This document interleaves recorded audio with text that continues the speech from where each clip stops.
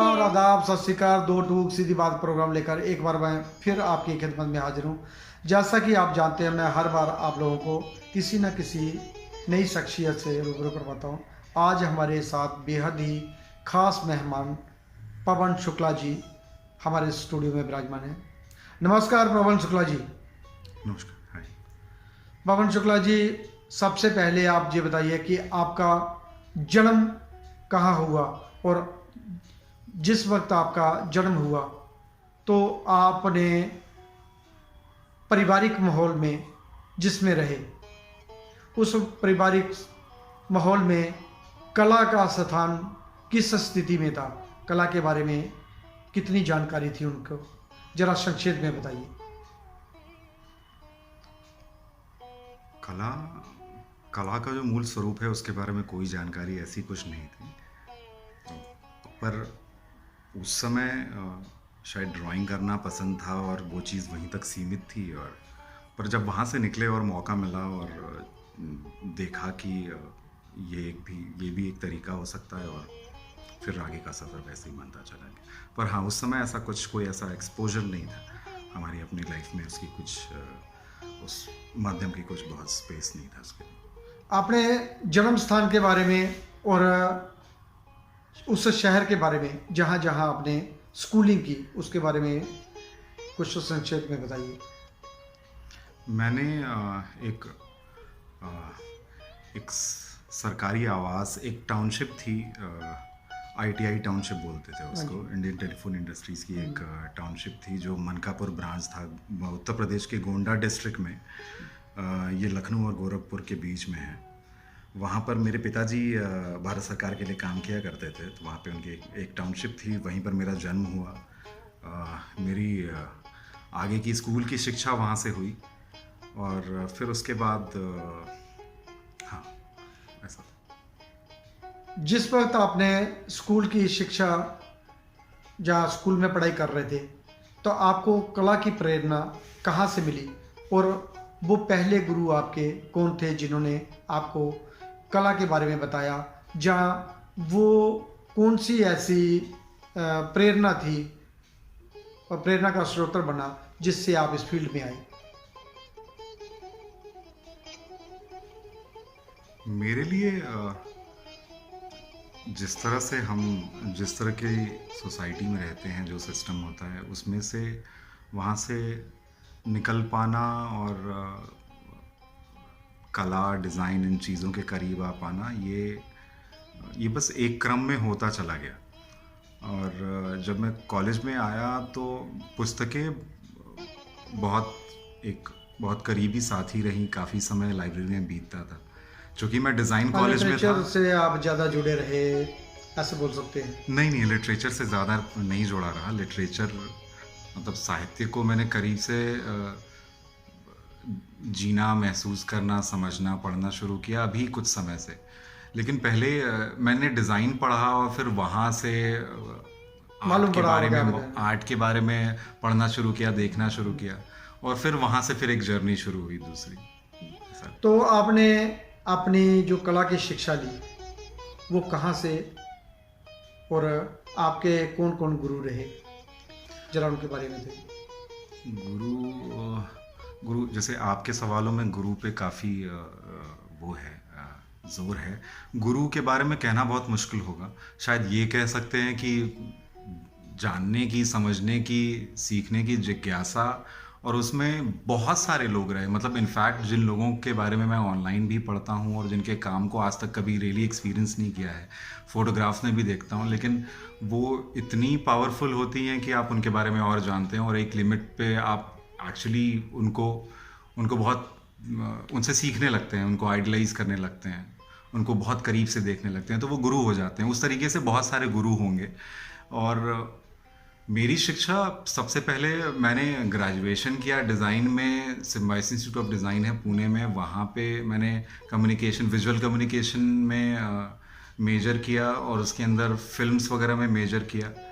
फिर मैंने बॉम्बे में काम किया कुछ वर्ष तक, 2 साल तक एडवर्टाइजिंग फिल्म इंडस्ट्री में। फिर उसके बाद से फिर मैं शांति निकेतन गया, वहाँ पे मैंने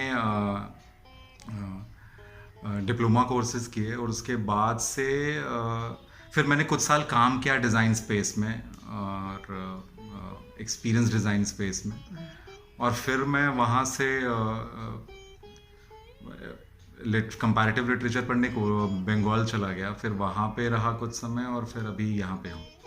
दिल्ली गढ़ी ललित कला अकेडमी रीजनल सेंटर में आप काम कर रहे हैं और हमारे स्टूडियो में आ जाए, तो आप एक चीज़ बताइए कि किस विषय को लेके आप अपना कार्य करते हैं? किस विषय? क्या सब्जेक्ट मैटर रहता है आपके काम का और किस टेक्निक और माध्यम का अपने कार्य में यूज़ करते हैं? विषय मुझे लगता है ये खैर ये बात मेरे लिए है, मैं और किसी की बात कैसे कह सकता हूँ। मेरे लिए जो है वो मैं ही हूँ विषय, खुद के मैं खुद विषय हूँ। मतलब बहुत इससे अच्छा ज़्यादा करीब आप किसको जान सकते हैं, या इससे ज़्यादा पहले खुद समय को किसके साथ जानना बिता है, सकते हैं। जिसने खुद को जान लिया तो वो सब कुछ जान लिया, आपका जी कहने का मतलब है? नहीं, ये बिल्कुल मतलब नहीं है, ये अर्थ आप निकाल रहे हैं। मेरे कहने का ये बिल्कुल मतलब नहीं है कि जिसने जाना वो सब जान लिया, क्योंकि कई बार ये भी समझ में नहीं आता कि जान कौन रहा है और जाना किसको जाए, और जानने क्या है जो जानना है और क्यों जानना है। तो लेकिन हाँ, जीवन तो इसी के इर्द गिर्द आसपास घूमता है, जानना, समझना, प्रयास करना। और हाँ, सीखते सीखते पूरी उम्र निकल जाती है, जो भी कहा जा सकता है कि ये समंदर है, जितना गहराई तक जाते जाओगे उतनी चीज़ें मालूम पड़ती है। विचार का कोई अंत नहीं होता। विचार एक समय के बाद प्रयास के एक लंबे क्रम में हो सकता है खूबसूरत हो जाते हों, और उनमें कुछ भी डिस्ट्रक्शन करने के एलिमेंट्स ना बचते हों। हाँ, विचार का कोई अंत नहीं है, विचार चलते रहना चाहिए, उसकी कोई उम्र नहीं होती, उसकी कोई शुरुआत नहीं होती, कोई अंत नहीं होती। विचार है, विचार। कला को आप किस नज़रिए से देखते हैं, और कला के लिए आपके अंदर, जैसे आज बोलते हैं कि ये बिक रहा है तो वो अच्छा है, जहाँ जो बिकता है वही आर्ट है, इसके संबंध में आप क्या कहेंगे? देखिए, ये रीसेंट फिनोमेना है, जो बिकता है वो आर्ट है। कला का एक बाज़ार बन जाना, मतलब इस तरीके का बाज़ार जब वहाँ पे एक पूरा सेटअप होता है और एक तरीके से एक इंडस्ट्री काम करती है, उसके अंतर्गत क्योंकि उसका बाज़ारीकरण हो गया है तो फिर उसके मायने बदल गए हैं, वो एक तरीके से काम करता है। उसके अपने एस्पेक्ट है, वो एक दूसरा एक क्रिटिकल डिबेट है, आप उसमें जाएंगे तो कई तरीके से समझना पड़ेगा। लेकिन कला जो मूलतः जो है वो एक समय के बाद जीवन जीने की विधि हो जाती होगी, जिसमें आप कला एक जी रहे साधना हैं, है, एक एक तपस्या है, ये सब उसके अंतर्गत होता है, ये सब है, पर वो इसके भी परे है। मतलब वो उसमें सिर्फ आप चित्र बना रहे हैं, वो वैसा नहीं है कि आप चित्र बनाना या कोई किसी भी तरह से कोई के तरीका जो है, हाँ, जो सोचने का आपका ढंग है, जिस लिहाजा से हम सवाल कर रहे हैं, आप कुछ जवाब विपरीत में हो रहे हैं, आपको लगता है। लेकिन मैं दो टूक सीधी बात, जो हमारा प्रोग्राम होता है कि कम लफ्ज़ों में आप अपनी ज़्यादा बात रख सके। अच्छा, ओके। हमारा कला ये था कि कला का जिस आप जैसे आप अपना कार्य करते हैं, उसका मूल विषय क्या होता है, कौन सा सब्जेक्ट मैटर होता है, और कौन सी टेक्निक का यूज़ करते हैं आप? अच्छा, मैं ड्राइंग करता हूँ मेनली, और वही मेरा मीडियम है, पर मुझे दूसरे मीडियम्स में भी काम करना अच्छा लगता है। ज़्यादातर मैंने एक्सप्लोर नहीं किया है। आप सब कोई अपने अपने सब्जेक्ट के हिसाब से काम करता है, और अपने मैं प्राइमरीली ड्राइंग्स करता हूँ, मैं ड्राइंग्स करता हूँ और लिखता हूँ, ड्राइंग्स करता हूँ, ऐसा है।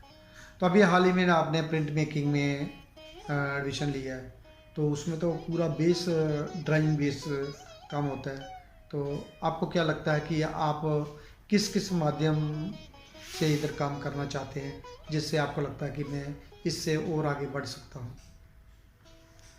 मैं देखते हैं, मतलब ये भी एक सफ़र होगा। अभी मैंने प्रिंट मेकिंग ज्वाइन किया है, मुझे कुछ प्रिंट निकालना है, कुछ प्रिंट्स बनाने हैं, प्रिंट्स बनाते हैं, फिर देखते हैं। कुछ विषय हैं जिन पे काम कर रहा हूँ, वो विषय जनरली मुझे काल्पनिक विषय पसंद होते हैं, तो मैं काल्पनिक विषयों पे और अपने आप को सेंटर में रखते हुए कभी फिक्शन और कभी रियलिटी, हाँ, मैं उसके इर्द गिर्द होता हूँ, जी वही हमारा सब्जेक्ट होता है, मैं ड्रॉ कला करता का जो माहौल सारा होता है, हमें क्रिएटिव ज़्यादा से ज़्यादा होना पड़ता है, जहाँ क्रिएटिव सोच रख के हमें चलना पड़ता है।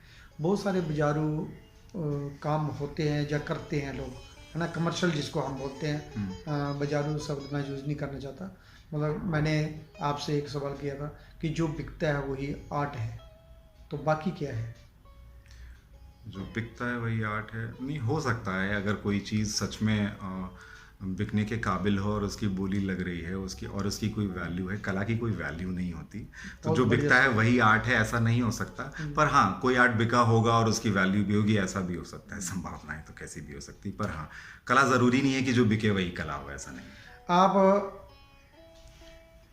जन्म आपका यूपी में हुआ और आप कलकत्ता में पढ़ाई करने के लिए गए और आप दिल्ली में आए, तो दिल्ली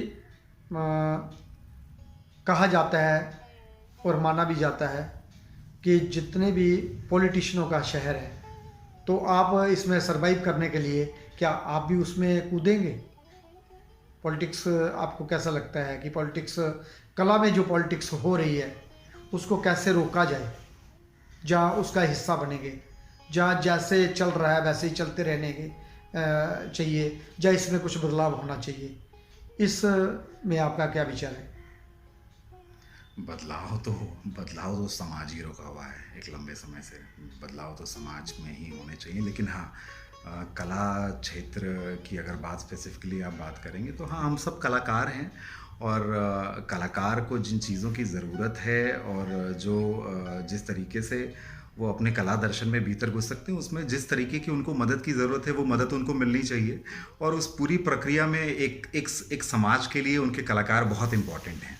एक समाज को एक समाज को कलाकार की ज़रूरत होती है, इतना हम कह सकते हैं कि कलाकार समाज के बाहर नहीं होता, लेकिन एक हिस्सा होता है उसी का, ये उसी का हिस्सा होता है। लेकिन एक समाज को कलाकारों की और कला की बहुत ज़रूरत है। इन्होंने जीवन को समझने के एक बहुत खूबसूरत मायने सामने रखे हैं, और हम उससे एक बेहतर जीवन, मतलब हम एक बेहतर तरीके से रह सकते हैं। तो एक समाज को चाहिए कि वो अपने कलाकारों का ध्यान रखे, और कलाकारों को चाहिए कि वो अपनी साधना में पूरा समर्पित रहें। और इसके बीच जो भी डायलॉग्स हैं उनको क्रिटिकली एनालाइज करना चाहिए, और उन प्रॉब्लम्स को सॉल्व करनी चाहिए, और उसका जो भी प्रोसेस है उस प्रोसेस को फॉलो करना चाहिए। एक स्टैंडर्ड प्रोसेस होना चाहिए, ताकि जो भी इश्यूज हैं उनको हम रिजॉल्व कर सकें, हाँ, और इश्यूज पड़े रहें और सड़े ना, और फिर बदबू आएंगे।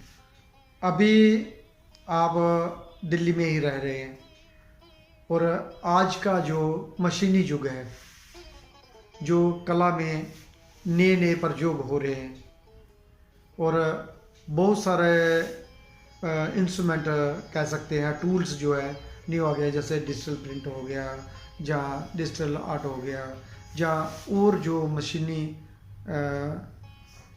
कंप्यूटर हो गया, इस टाइप से जो काम हो रहा है। तो जो पहले हैंडमेड काम होता था, मैनुअल काम होता था, उसमें क्या ये प्रभाव पड़ेगा? आपको क्या लगता है कि इसके लिए ये अच्छा के लिए, या जहाँ इससे कुछ नुकसान हो सकता है? आपके क्या विचार है? देखिए, सबसे पहले आई थिंक इसको समझने के लिए ये चीज़ समझना ज़रूरी है कि कला किसी माध्यम से और किसी पर्टिकुलर मीडियम टेक्निक से और किसी पर्टिकुलर एरा से एसोसिएटेड नहीं है, और वो सकअप ऑन नहीं है उस चीज़ में। जिस तरीके से ट्रेडिशनली जिसको हम कहते हैं कि अभी कंटेम्प्रेरी टाइम चल रहा है, तो जिस तरह से मॉडर्न में, और उसके पहले काम होता था, उसके पहले काम होता था, और उसके पहले काम होता था, एंशिएंट टाइम में काम होता था, कहीं ना कहीं सौंदर्य को जिस तरह से देखा जाता है, और सौंदर्य का जो एक पूरा जिस तरह से भारतीय परंपरा में जिस तरह से उसका विश्लेषण किया गया है, जिस तरह से, हाँ, वो है, और वो अपने सामने कुछ पर्सपेक्टिव्स लेकर के आता है। लेकिन उसी के साथ कला एक माध्यम ना रह करके, मतलब किसी माध्यम से लिमिटेड ना रह करके, चाहे वो ड्राइंग हो, पेंटिंग हो, वो कला ने सोचने का एक और तरीका सामने लेकर के आया है। तो पहले हो सकता है कि हम ड्राइंग्स कर रहे थे, हम पेंटिंग्स कर रहे थे, आज न्यू मीडिया में काम हो रहा है, कल कुछ और होगा। मतलब बदलाव समय की जरूरत तो रहती है। देखिए, और समय नहीं समय बदल का- रहा, समय एक्चुअली नहीं बदलता है, समय स्टैटिक है या फिर नहीं है, ये हम नहीं जान सकते। पर यह है कि मनुष्य की सोच तो बदलती चली जा रही है, और उस सोच से जुड़ा हुआ जो उसका समाज है वो बदलता है, कुछ भी रुका नहीं है। एक जगह पे हम कहीं ना कहीं ठहरे हुए हैं, जैसे रिलीजन आज भी काम करता है और उस तरीके से हम आज भी सोचते हैं। कला एक माध्यम है, और वो जैसे हम बदल रहे हैं वैसे उसमें वो चीज़ें बदल रही हैं, और सब सुंदर है, सब बढ़िया है। कला में सुंदर वस्तु या फिर वस्तु स्थिति नहीं होती, लास्ट ऑब्जेक्ट नहीं होता, उसका प्रोसेस होता है जो हम बेचते हैं और सोचते हैं कि वो बेच रहे हैं। एक कलाकार क्या बेचता है? एक कलाकार ने कला का अभ्यास जो उसका होगा, एक्सपीरियंस होगा, वो उसकी जर्नी हो चुकी है, वो एंड प्रोडक्ट है। आप उसको कहीं भी रखिए, पर उसका एक्सपीरियंस तो उसको हो गया, और उससे वो जो सीखेगा वो बांट पाएगा। ये हमें देखना होगा। पवन जी, हमारे दूर दराज इलाकों में बहुत सारे नाजरीन बैठे हैं जो देख रहे हैं या सुन रहे हैं या इसको जो देखेंगे, उनके लिए आप क्या मैसेज देंगे? जो नई पीढ़ी कला जगत में आने को बेताज बैठी है या आना चाहती है, उसके लिए क्या आप अपने कला के माध्यम से मैसेज भेजना चाहते हैं?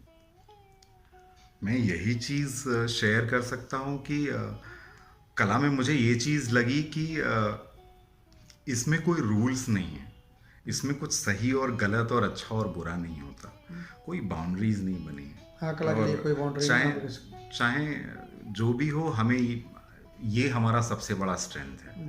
तो अगर ये चीज़ है तो फिर हम then it's all good and nice, we should try। बहुत अच्छा, बहुत बढ़िया आपने सटीक जवाब दिए हर सवाल के। धन्यवाद पवन जी, आप शुक्ला जी, आप हमारे स्टूडियो में आए। दो टूक सीधी बात प्रोग्राम में हमने आपसे चर्चा की, आपके बारे में जाना और आपकी विचारधारा जानी, कला की आपने क्या क्या आप विचार रखते हैं, कला के लिए क्या सोच है आपकी। धन्यवाद दोस्तों। ये थे हमारे साथ पवन शुक्ला जी, जो अभी अभी हमारे स्टूडियो में विराजमान हो गए थे। दोस्तों, अगली बार मैं फिर मिलूंगा किसी नई जगह में, तब तक देवीदास खत्री को दे इजाज़त। जय हिंद, जय भारत।